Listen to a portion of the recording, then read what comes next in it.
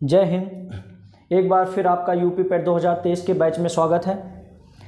कल के जो वीडियो था हमारी क्लास में एक टेबल और एक ग्राफ का एक क्लास में डिस्कशन होता है, लेकिन कल के क्लास में जो है सर्वर डाउन होने की वजह से सिर्फ हम लोग 5 क्वेश्चन को ही डिस्कस कर पाए थे एक ग्राफ के।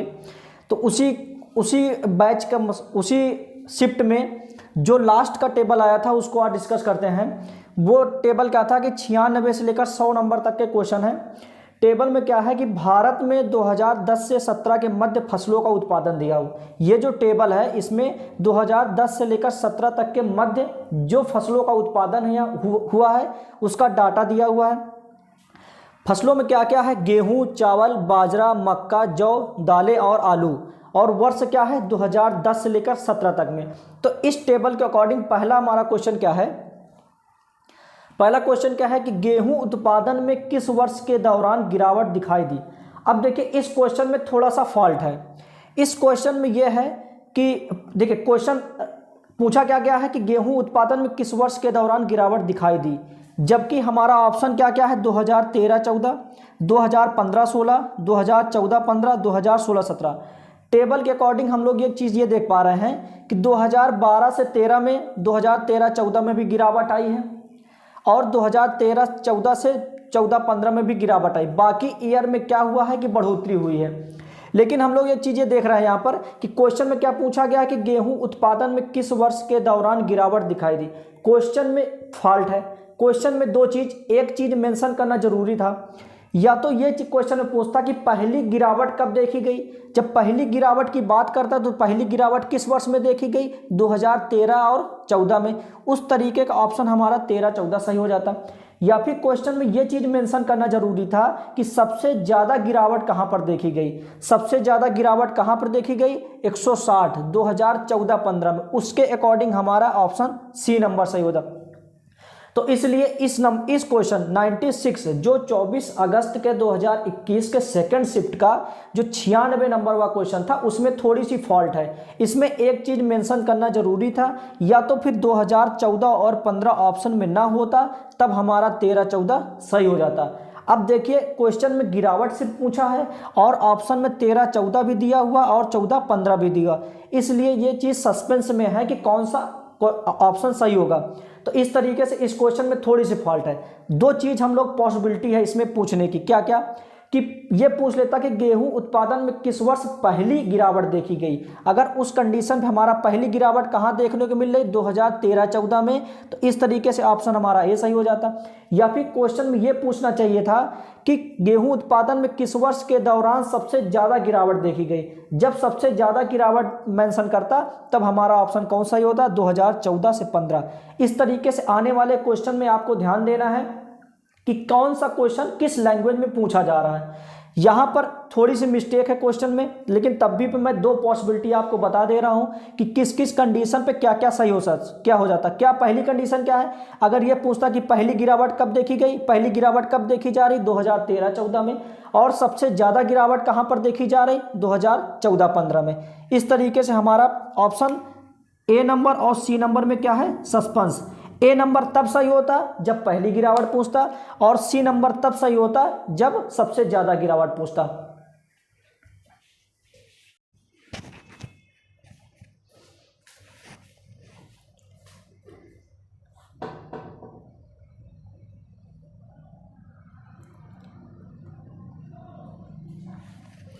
देखिए इसी टेबल के अकॉर्डिंग अगला क्वेश्चन देखते हैं। क्वेश्चन में क्या है कि इनमें से किस फसल में 2013-17 के मध्य उत्पादन में लगातार वृद्धि दर्ज की गई। देखिए लगातार वृद्धि दर्ज करने का मतलब यह है कि जो वर्ष 2017 है, 2017 के मध्य ये पूछ रहा है कि किस फसल में लगातार वृद्धि हुई है, मतलब उसके पिछले वर्ष की तुलना में कमी नहीं आई है। तो हम लोग टेबल में देख रहे हैं कि 2012-13 से लेकर 2016-17 के बीच में दो फसलों में लगातार वृद्धि हो रही। किसमें किसमें? आलू और बाजरा में। लेकिन ऑप्शन हम लोग देखते हैं, ऑप्शन के अकॉर्डिंग टिक करेंगे। ऑप्शन में मक्का है, जौ है, दालें हैं और बाजरा। तो आलू और बाजरा ऐसी फसल है जो कि 2013 और 17 के मध्य लगातार वृद्धि कर रही। तो ऑप्शन में आलू नहीं है, लेकिन हमारा क्या है? बाजरा। तो इस तरीके से डी नंबर ऑप्शन हमारा सही हो जाएगा।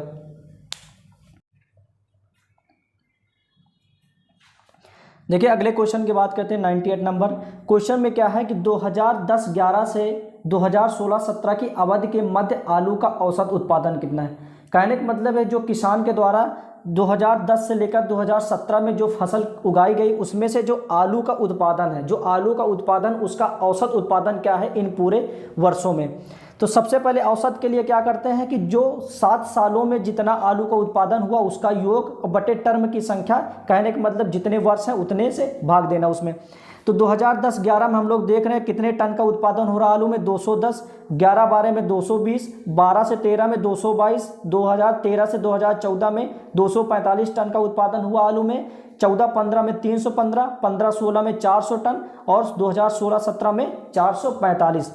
इस तरीके से औसत के लिए क्या करते हैं, सबसे पहले इन सब 7 सालों में जो आलू का उत्पादन हुआ उसका योग निकालते हैं। इन 7 सालों में आलू के उत्पादन का योग कितना आ जाएगा 2057। अब 2057 क्या हो गया, 7 सालों में आलू का उत्पादन का योग। अब औसत के लिए क्या करते हैं, टर्म की संख्या। टर्म की संख्या का मतलब ये होता है कि जितने साल में जितने टर्म हो रहे हैं उन सालों के उत्पादन में 10, 11, 11, 12, 13 से लेकर 17 तक में टोटल ईयर की संख्या कितनी हो रही 7। तो औसत के लिए टोटल योग बटे टर्म की संख्या। तो जब 2057 से 7 को भाग देंगे तो लगभग 293.8 टन हमारा आंसर आएगा। तो इस तरीके से ऑप्शन कौन सा सही हो जाएगा, बी नंबर। क्वेश्चन की लैंग्वेज को एक बार फिर से समझते हैं। लैंग्वेज में क्या है कि जो 7 सालों में जो आलू का उत्पादन हुआ है उसका औसत उत्पादन बना रहा है। औसत के लिए बता चुके हैं क्या होता है कि सबसे पहले टोटल योग निकालते हैं, उसके बाद टर्म की संख्या से डिवाइड करते हैं। टर्म की संख्या का मतलब ये हुआ कि वो चीज़ कितनी बार घटित हुई है। तो इस तरीके से टोटल 7 सालों में आलू का टोटल उत्पादन कितना है 2057 और औसत निकालने के लिए 7 से भाग देंगे। जब 2057 में 7 से भाग देंगे तो 293.8 टन के लगभग आंसर हमारा आएगा। इस तरीके से हमारा ऑप्शन कौन सा है, बी नंबर। अगला क्वेश्चन देखते हैं 99 नंबर। क्या है क्वेश्चन में, क्या पूछ रहा है कि 2016-17 के मध्य इनमें से किस फसल के उत्पादन में पिछले वर्ष की तुलना में गिरावट दर्ज की गई। कहने का मतलब यह है कि जो 2016 से 17 में कि जिन जिन फसल का जो उत्पादन हुआ उनमें से कौन सी ऐसी फसल है जिसमें पिछले वर्ष की तुलना में गिरावट आई है। तो टेबल में हम लोग देख पा रहे हैं कि 2016-17 में चावल और मक्का और दाल ऐसी फसल हैं जिसमें पिछले वर्ष की तुलना में गिरावट आई है।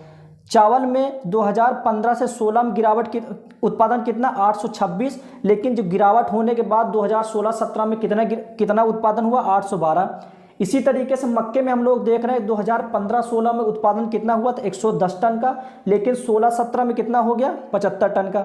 इसी तरीके से दाल में भी हम लोग देख पा रहे हैं कि 2015 से 16 का जो साल था उसमें 300 टन का उत्पादन हुआ, लेकिन 2016 से 17 में कितना टन का उत्पादन रह गया 260। इस तरीके से टेबल में हम लोग देख पा रहे हैं कि 2016-17 में पिछले वर्ष की तुलना में 3 फसलों में कमी आई है। लेकिन ऑप्शन में हमारा क्या क्या है, जौ है, बाजरा है, चावल है, आलू। सबसे पहले मक्का को देखते हैं। मक्का में भी कमी आई लेकिन मक्का ऑप्शन में नहीं है। दाल में भी कमी आई लेकिन दाल भी ऑप्शन में नहीं है। लेकिन चावल क्या है, चावल में भी कमी है, ऑप्शन में हमारे चावल है। इस तरीके से ऑप्शन हमारा क्या हो जाएगा, सी नंबर सही हो जाएगा। देखिए क्वेश्चन में क्या है कि देखिए कमी तो 3 फसलों में आई है, लेकिन हम लोग को ऑप्शन भी देखना है कि कौन सा ऑप्शन में मैच कर रहा है। देखिए चावल जो है 15-16 में 826 टन का उत्पादन हुआ था, लेकिन 16-17 में 812 रह गया। देखिए कमी है, चावल में भी कमी आई थी, मक्का में भी और दाल में भी, लेकिन ऑप्शन में क्या है चावल। इस तरीके से ऑप्शन हमारा चावल सही हो जाएगा। क्वेश्चन क्या है कि आलू का उत्पादन 2015-16 से 2015-16 में 2010-11 का अंदाजन कितना गुना है। कहने का मतलब पहले क्वेश्चन की भाषा को समझते हैं कि जो आलू में 2015-16 में जो उत्पादन हुआ है वो 2010-11 के उत्पादन का कितना गुना है। देखिए यहाँ पर ना परसेंटेज पूछ रहा है, ना वृद्धि प्रतिशत पूछ रहा है, ना फिर ये पूछ रहा है कि कितने की बढ़ोतरी हुई है। इसमें ये चीज़ पूछ रहा है कि कितने गुना है। गुना का मतलब ये है कि जो 2010-11 में जो उत्पादन हुआ था उसमें कितने का गुणा करेंगे कि 2015-16 के उत्पादन के बराबर हो जाएगा। तो इस तरीके के क्वेश्चन में देखिए टेबल के अकॉर्डिंग देख रहे हैं कि 2010-11 में कितने टन का उत्पादन हुआ आलू में 210 टन का, और आलू में ही 2015-16 में कितने टन का उत्पादन हुआ 400 का। आपको 1-2 तरीके से आप कर सकते हैं, या तो फिर आपको नंबर का नॉलेज हो, आप अंदाजे से लगा सकते हैं कि कितने गुना लगभग ये हो रहा है, या फिर आप एक तरीके से और कर सकते हैं, आप मान लीजिए कि x गुना है आप मान लीजिए कि 2010-11 में जो उत्पादन हुआ है उसका 2015-16 में जो उत्पादन हुआ वो x गुना है। अगर x गुने की बात करेंगे तो 2010 टन का x गुना किसके बराबर है, 400 के बराबर है। तो x इधर रहेगा और 210 जो है इधर गुणे में इधर भाग में आ जाएगा। 0 से 0 कैंसिल होने के बाद बचेगा क्या हमारा 40/21। सबसे पहले ये कितने बार जाएगा, एक बार जाएगा। एक बार जाने के बाद कितना बचेगा, ये 21 10 31 9 40 19 बचेगा। और यहाँ पर दशमलव लगाएंगे तो कितना हो जाएगा 0। कहने का मतलब 190 हो जाएगा। 190 21 से 190 कितने टाइम जाएगा, 9 टाइम। कितना हो जाएगा 189 का मतलब क्या हो जाएगा, एक बचेगा फिर। तो लगभग 1.9 के आसपास हमारा आंसर आना चाहिए। किस में है, डी नंबर में। ऑप्शन क्या है 1.9 के आसपास। कहने का मतलब ये है कि जो 2010-11 में जो उत्पादन हुआ है आलू, उसका 2015-16 कितने गुना है, 1.9 गुना। 1.9 गुना क्या है 2015-16 का उत्पादन।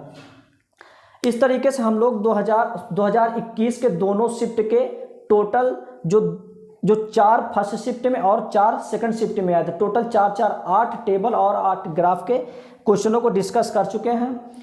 अब अगले शिफ्ट में हम लोग स्टार्ट करेंगे जो 2022 के फर्स्ट शिफ्ट में दो दिनों में एग्जाम हुआ फर्स्ट सेकंड करके। उसमें टोटल कितने बन जाएंगे, एक में 4 क्वेश्चन बनेंगे और टोटल 4 शिफ्ट हुए हैं 2022 में। तो 4 चौक 16 और टोटल 16 ग्राफ और 16 टेबल को हम लोग आगे वाले क्वेश्चन में डिस्कस करेंगे।